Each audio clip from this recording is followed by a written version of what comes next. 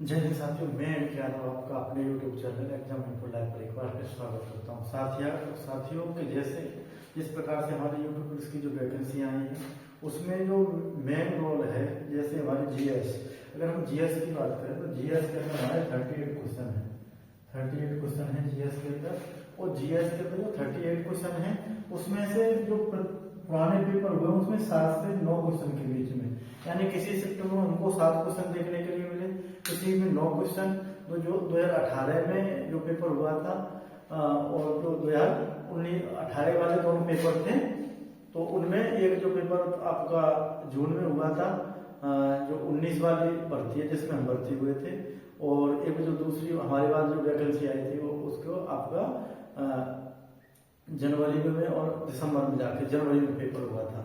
तो दोनों एग्जामों को मैंने एनालिसिस किया। एनालिसिस करने के बाद में प्रत्येक शिफ्ट के अंदर आपके 7 से, किसी में 7, 8, किसी में 9, यानी 7 से लेकर 9 तक आपके क्वेश्चन आ रहे हैं यूपी पुलिस के अंदर, यूपी स्पेशल के। तो मैं वही आपकी यूपी स्पेशल की सीरीज को लेकर चल रहा हूँ। और आइए आज हम यूपी स्पेशल सीरीज के अंदर योजनाओं की बात करते हैं। तो महत्वपूर्ण हम योजनाओं की बात हम करते हैं। इसमें हम सबसे पहले नंबर पर करते हैं किसान कल्याण मिशन योजना। किसान कल्याण मिशन योजना, इसकी जो शुरुआत हुई 6 जनवरी 2021 को हुई। इसकी शुरुआत 6 जनवरी 2021 को। एक ये दादूपुर गांव पड़ता है आपका डिस्ट्रिक्ट लखनऊ के अंदर। दादूपुर गांव डिस्ट्रिक्ट लखनऊ के अंदर पड़ता है, और ये कृषि से संबंधित योजना है। ये कृषि से संबंधित योजना है, और कृषि प्रदर्शनी यानी जो नुमाइश होती है, कृषि की नुमाइश से संबंधित ये योजना है, या इसको प्रदर्शनी भी बोल देते हैं। आगे बात करते हैं साथियों हम किशोरी बालिका योजना। जो किशोरी बालिका योजना की जो शुरुआत हुई फरवरी 2019 में हुई।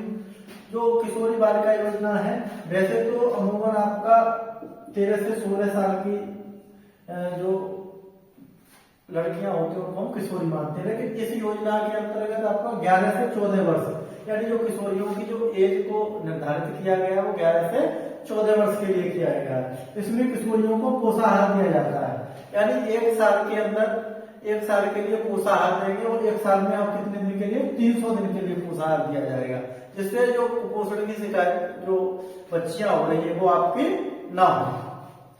और यूपी के अंदर अगर हम बात करें कि जो किशोरी दिवस मनाया जाता है, जो किशोरी दिवस यूपी के अंदर मनाया जाता है आपका प्रत्येक माह की 8 तारीख को। ये बहुत ही इंपॉर्टेंट क्वेश्चन है आपका, पूछ सकता है कि यूपी के अंदर किशोरी दिवस किस माह की किस तारीख को मनाया जाता है, तो कितनी प्रत्येक माह की 8 तारीख को मनाया जाता है।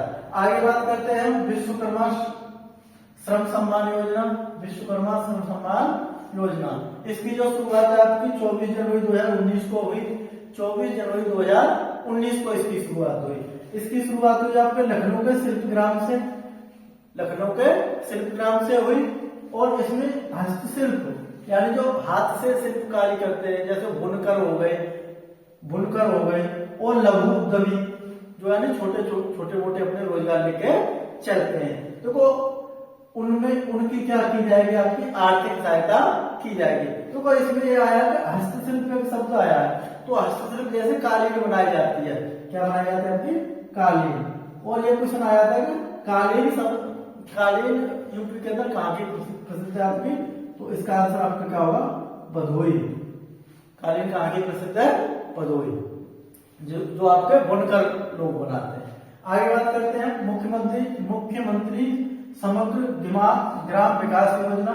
यह आपकी 24 जनवरी 2018 को इसका शुभारंभ हुआ, और इस योजना के अंतर्गत क्या है कि यूपी के ऐसे गांव, यानी यूपी के ऐसे गांव या तो वो किसी राज्य के सीमावर्ती हैं या किसी देश के सीमावर्ती हैं, उनका विकास करना। अगर हम बात करें कि हमारा जो यूपी है वो कितने राज्यों से लगा हुआ है, तो देखो 8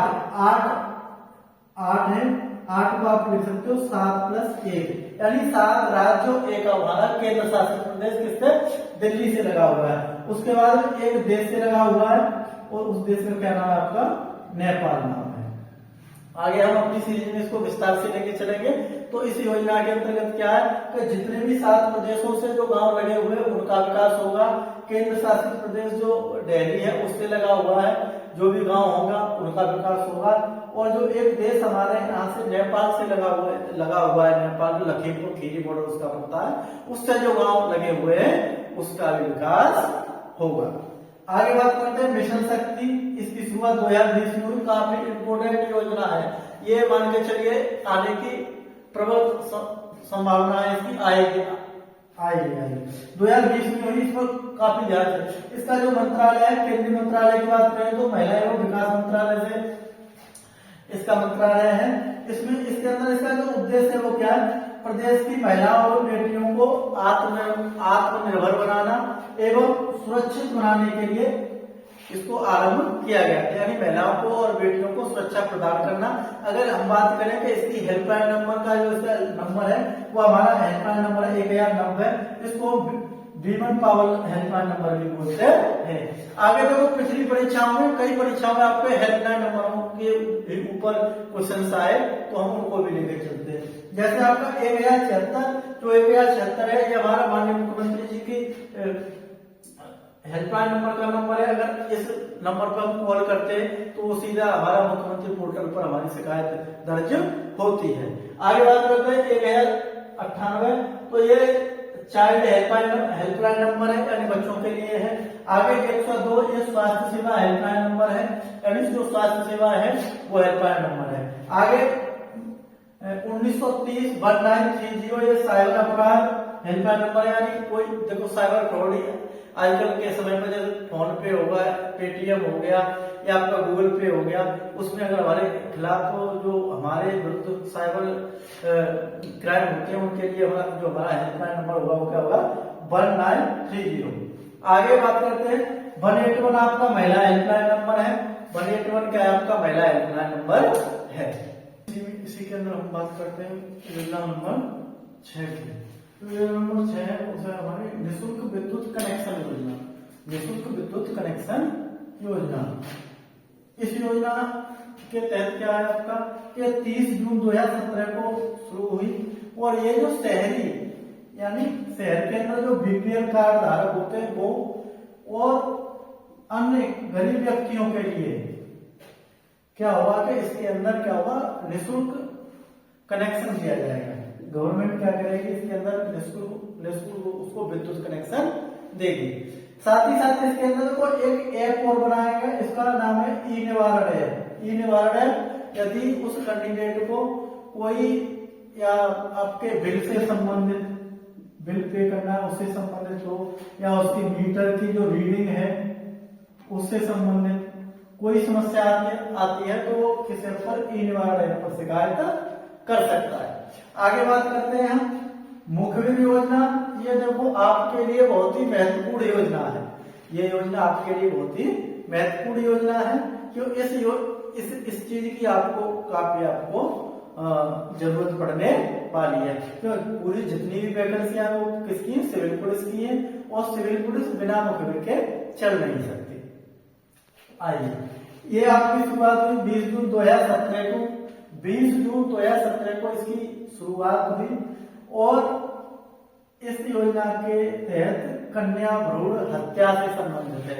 यानी कोई अगर किसी के गर्भ में कन्या है उसका ऑपरेशन करवाना चाहता है तो जो ऑपरेशन करवाएगा, जिस हॉस्पिटल में करवाएगा वो संस्था, और जो कैंडिडेट है यानी जो व्यक्ति है वो, जो इन दोनों को दंडात्मक कार्रवाई की जाती है।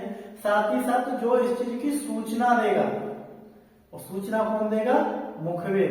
पुलिस की भाषा में उसको क्या बोलते हैं, मुखबिर बोलते हैं। तो जो इसकी सूचना देगा उसको कितना सरकार क्या करेगी, इस योजना के तहत 2 लाख का इनाम दिया जाएगा मुखबिर को।